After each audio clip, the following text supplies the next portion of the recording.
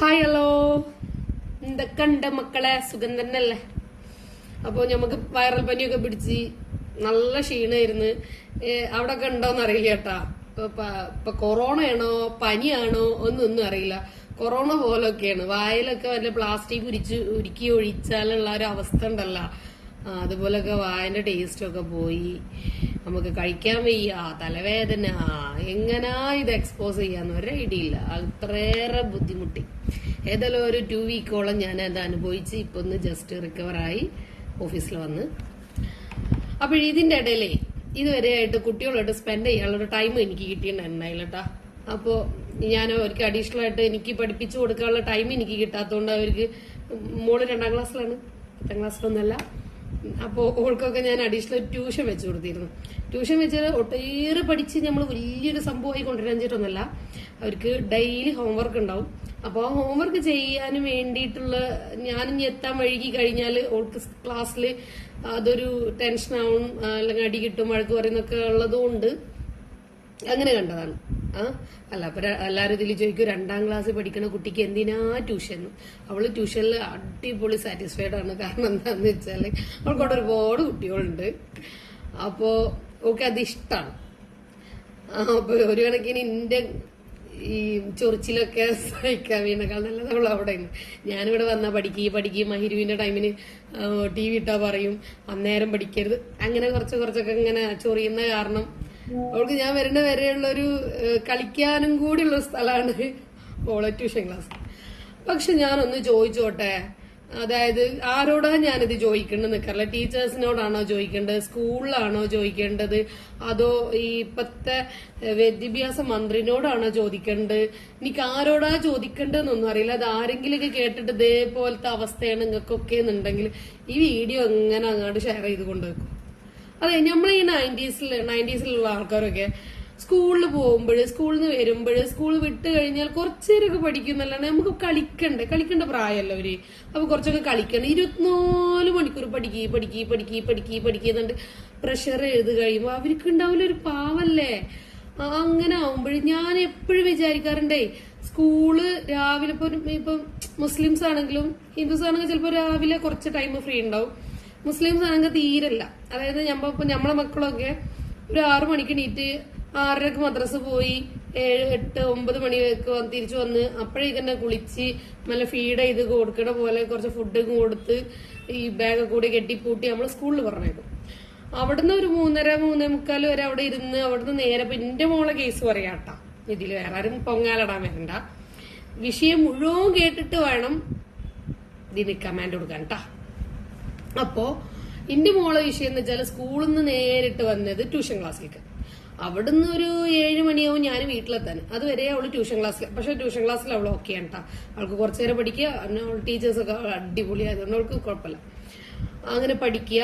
അത് കഴിഞ്ഞ് വീട്ടിൽ വന്നാൽ വീണ്ടും നമ്മള് മദ്രസത്തെ എടുത്ത് പഠിപ്പിക്കും. പിന്നെന്തെങ്കിലും ഇതൊക്കെ നോക്കാൻ കിട്ടി ജസ്റ്റ് ടൈമൊക്കെ നമ്മൾ വെറുതെ ഇരിക്കില്ല. നമ്മളെ മക്കളെ ചൊറിഞ്ഞുകൊണ്ടിരിക്കും. എല്ലാ അമ്മമാരും അങ്ങനെ തന്നെയാണ്. നമ്മള് മക്കൾക്ക് പഠിക്കാം, നമ്മളെങ്ങനെയായിരുന്നു എന്നുള്ള നമുക്ക് ഒരു മൈൻഡും ഉണ്ടല്ല. നമ്മള് മറന്നേ പോയിക്കണം. ഞാനും അങ്ങനെ തന്നെയാണ് ചൊറിച്ചിൽ തന്നെയാണ്. അപ്പൊ എനിക്കിങ്ങനെ ഈ കുറച്ചു ദിവസം ഇങ്ങനെ റെസ്റ്റ് ചെയ്യുന്നപ്പോ എനിക്ക് തോന്നുക പാവങ്ങള് തീരെ കളിക്കണില്ല. എന്റെ മോള് ഒരു ദിവസം പറയാണ് എന്നോട്, അല്ല എനിക്ക് കളിക്കൊന്നും വേണ്ട ഉമ്മച്ചിയെ, സ്കൂള് മദ്രസ് ട്യൂഷന് അതിനിപ്പോ ശനിയാഴ്ച ആണെന്നുണ്ടെങ്കിൽ ഉമ്മച്ചി ആകെ ഒരു ലീവാക്കിട്ടുണ്ട്. ഒരു ശനി ഞായറും. അതിൽ ഞായറാഴ്ച എനിക്ക് ഡാൻസ് ക്ലാസ്, മ്യൂസിക് ക്ലാസ്. അതിൽ ശനി കിട്ടുമ്പോഴാ ഈ ഇത്രയും ദിവസത്തെ സ്കൂളിൽ കൊടുക്കുന്ന ഹോംവർക്ക് ഉണ്ടാവും ശനി ഞായർ. അതായത് ഈ 2 ദിവസത്തെ ഒരു ലീവില് 1 മണിക്കൂർ അവർക്ക് കളിക്കാനുള്ള ഇട കൊടുക്കാൻ സ്കൂളുകാർ ഒരിക്കലും തയ്യാറല്ല. ഫുഡ് അടിക്കുക, ഹോംവർക്ക് ചെയ്യുക, ഫുഡ് അടിക്കുക, ഹോംവർക്ക് ചെയ്യുക. അത്രയേറെ ഹോംവർക്ക് ഉണ്ടാവും 2ാം ക്ലാസ് കുട്ടികൾക്കൊക്കെ. അതായത് വായിച്ചു വിടാൻ ഒരുപാടുണ്ടാവും, എഴുതി വിടാൻ ഒരുപാടുണ്ടാവും, പോസ്റ്റർ ചെയ്യാണ്ടാവും, മാത്സ് ഉണ്ടാവും, ഇംഗ്ലീഷ് ഉണ്ടാവും, EVS ഉണ്ടാവും, ഹിന്ദി ഉണ്ടാവും, പിന്നെ ഇനി അതിന്റെ മേറെ ജനറൽ നോളജ് ഉണ്ടെങ്കിൽ അതുണ്ടാവും. അങ്ങനെ എന്റെ പൊന്നടാവേ ഇനിയുള്ള ഒരു കേസുമില്ല. പാവങ്ങളാട്ട ഒരു കണക്കിന് ഒരുപാട് പാവങ്ങളാണ് നമ്മളെ മക്കള്.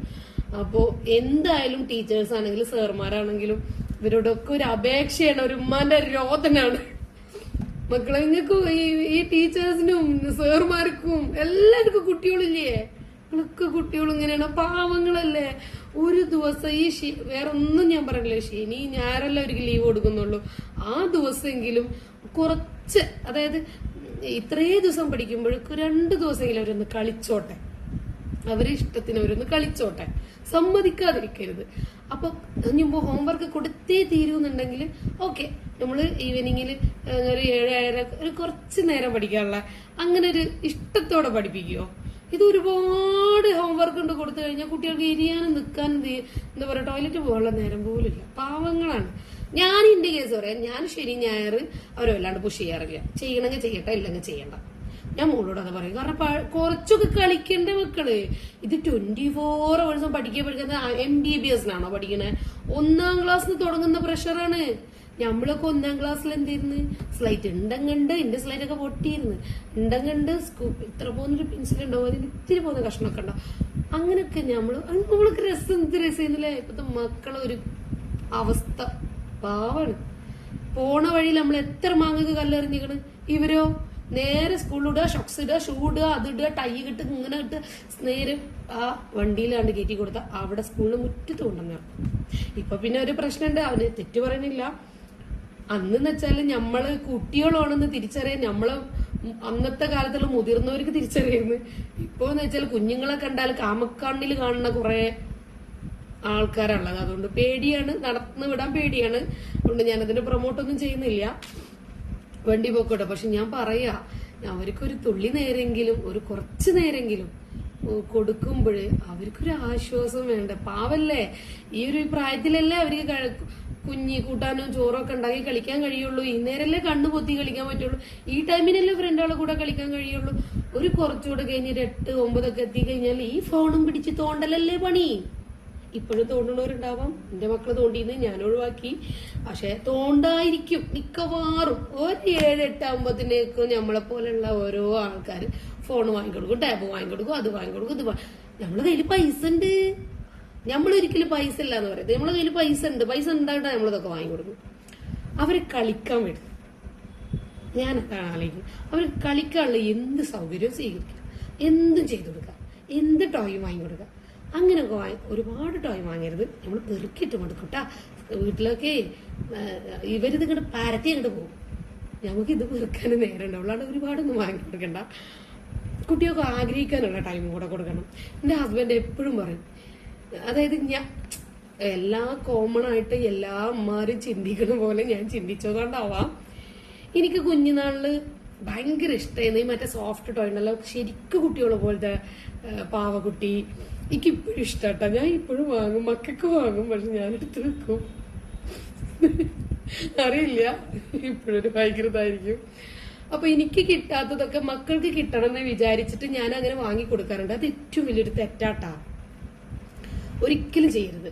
കാരണം എന്റെ അനുഭവത്തിൽ നിന്ന് ഞാൻ ഉൾക്കൊണ്ടിട്ടുള്ള ഒരു സത്യമാണ് പറഞ്ഞത്. നമ്മളൊക്കെ ചെയ്യുന്ന പരിപാടിയാണ്. നമ്മക്ക് കിട്ടിയിട്ടില്ലല്ലോ, നമ്മളെ മക്കളെങ്കിലും കളിച്ചോട്ടെ, നമ്മൾ മക്കൾക്ക് വാങ്ങിക്കൊടുത്തോട്ടെ, അവരെങ്കിലും ഇത് കിട്ടാണ്ട് സങ്കടപ്പെടരുത്. സങ്കടപ്പെടണം, സങ്കടപ്പെട്ടേ പറ്റും. നമ്മൾ അത്രയേറെ സങ്കടപ്പെട്ട് നമുക്കൊരു കുഞ്ഞു പാവ കിട്ടുമ്പോൾ നമ്മൾ അതിനെ താലോലിച്ച് അത്രേ കെയറായത് അങ്ങനെ അതിനോടുള്ളൊരു ഇഷ്ടം കൊണ്ട് കൊണ്ടിടക്കുക. പക്ഷെ ഇവർക്കേ ഇപ്പൊ എനിക്ക് ഈ മോളുണ്ടായപ്പോ 3-3.5 വർഷം കഴിഞ്ഞാൽ എനിക്ക് കുട്ടി ഉണ്ടായിരുന്നു. അപ്പൊ അവളോടുള്ള ഒരു ലാളന വെച്ചാല് ഓഫീസിൽ നിന്ന് പോകുമ്പോഴേക്കും അവൾക്ക് എന്ത് വാങ്ങും എന്നുള്ള ചിന്ത, അങ്ങനെയൊക്കെ അവൾക്ക് വേണ്ടിയിട്ട് ഡെഡിക്കേറ്റ് ചെയ്തൊരു ലൈഫായിരുന്നു. എന്നും അവളൊന്ന് കരയുമ്പോൾ, അവളൊന്ന് കതിരിയല്ലോ എന്ന് പറഞ്ഞ് കരയുമ്പോഴേക്കും നമ്മൾ ഓൺലൈൻ ഓർഡർ ചെയ്യും. അങ്ങനെയൊക്കെ ചെയ്ത് ഇപ്പൊ അവൾക്ക് വയസ്സ് 7. അവൾക്കൊരു ആഗ്രഹമില്ല. സത്യം പറയണമെങ്കിൽ ആഗ്രഹമില്ല. എന്നോട് ഇഷ്ടമുണ്ടോ? അതും ഇല്ലാട്ടാ. അവൾക്ക് അവളെ പപ്പനോട് ഇഷ്ടം. പക്ഷെ പപ്പയാണ് റൈറ്റ് എന്ന് ഇപ്പോഴാണ് ഞാൻ തിരിച്ചറിഞ്ഞത്. കാരണം എന്താന്ന് വെച്ചാൽ എപ്പോഴും എന്നോട് ഹസ്ബൻഡ് പറയുവേ, ഈ കുട്ടികൾ പറയുന്നത് അപ്പക്ക് വാങ്ങി കൊടുക്കരുതേ. കൊടുത്തു കഴിഞ്ഞാൽ അവർക്ക് ആഗ്രഹം ഇല്ലാണ്ടാവും.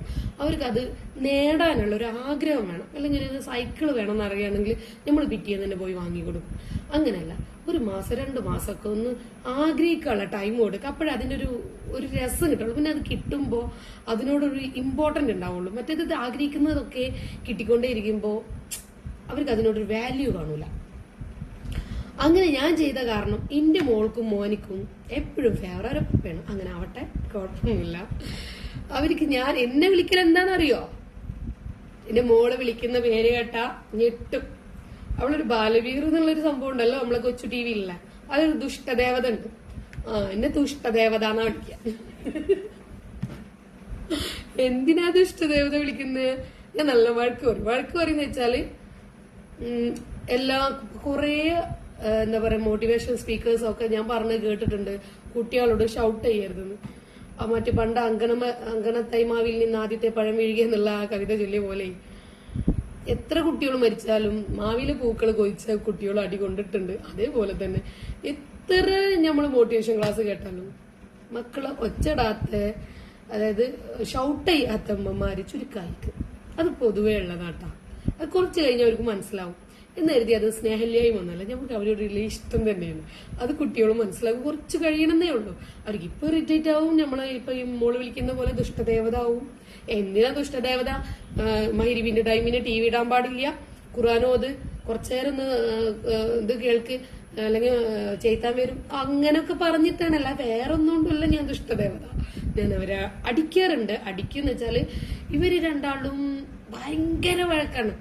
എനിക്ക് നേരെ ചൊവ്വേ ടോയ്ലറ്റ് പോകുമ്പോൾ സമയക്കില്ല, അതിനൊന്നും ഞാൻ അടിക്കാറില്ല. പക്ഷെ ഇവർ രണ്ടാളും അങ്ങോട്ടും ഇങ്ങോട്ടും പിച്ചിലും മാന്തലും കഴിയുമ്പോൾ ഇവര് കയ്യിലും മേലിലൊക്കെ സ്ക്രാച്ച് വരുന്നേരം ഞാൻ അടിക്കാറുണ്ട്.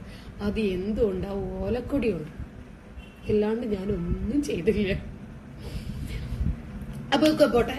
അപ്പൊ അങ്ങനെ നമ്മള് മക്കൾക്ക് ആഗ്രഹിക്കാനുള്ള ടൈം കൊടുത്തിട്ട് അവർക്ക് ഇഷ്ടമുള്ള സമയത്ത് ഒരു കാര്യം ചെയ്യാം. നമ്മൾ എന്താ അറിയാം, ഞാൻ ചെയ്തിട്ടുണ്ട് കേട്ടാ, ഞാൻ കാണിച്ചു തന്നെ വേണമെന്നുണ്ടെങ്കിൽ അവർക്ക് എന്തെങ്കിലും ഒരു ടാസ്ക് കൊടുക്കാം. ഇത് പൂർത്തീകരിച്ച എനിക്ക് ഞാൻ അത് വാങ്ങിത്തരാം.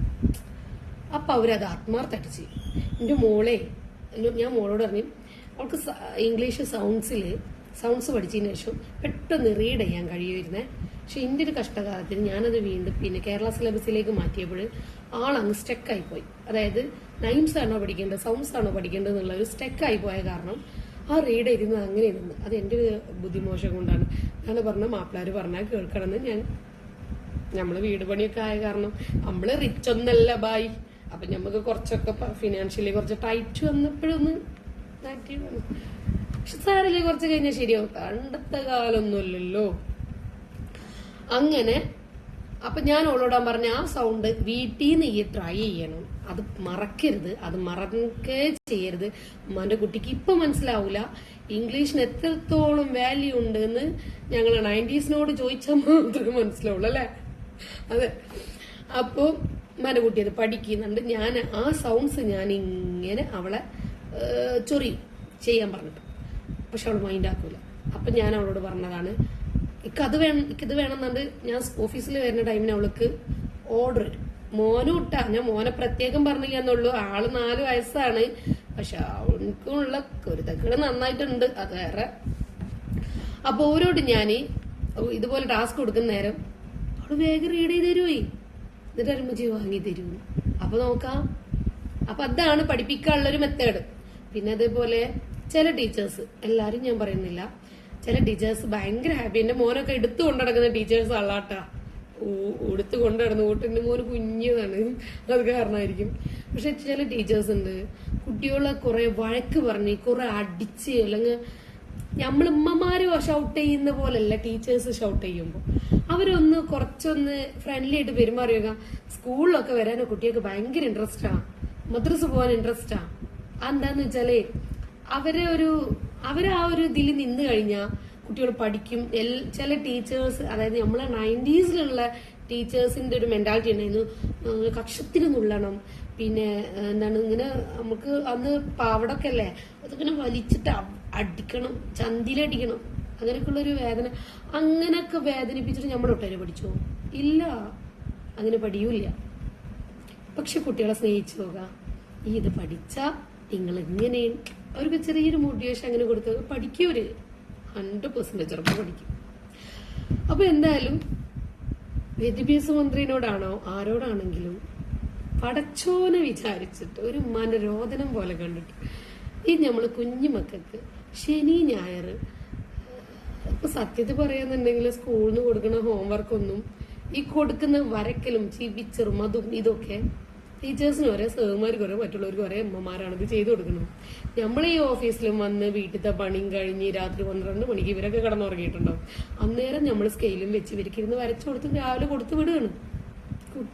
ഈ 1, 2, 3 പഠിക്കുന്ന കുട്ടിയൊക്കെ അത്രയൊക്കെ അറിയില്ലുള്ളൂ. നമ്മളെ ഹെൽപ്പ് കൂടാതെ ഒരിക്കലും കഴിയില്ല. ആയിക്കോട്ടെ പോട്ടെ, നമ്മൾ കഷ്ടപ്പെട്ടോളാം. പക്ഷെ നമ്മുടെ കുഞ്ഞുമക്കൾക്ക് വേണ്ടിയിട്ട് ഒരു റിക്വസ്റ്റ് ആണത്.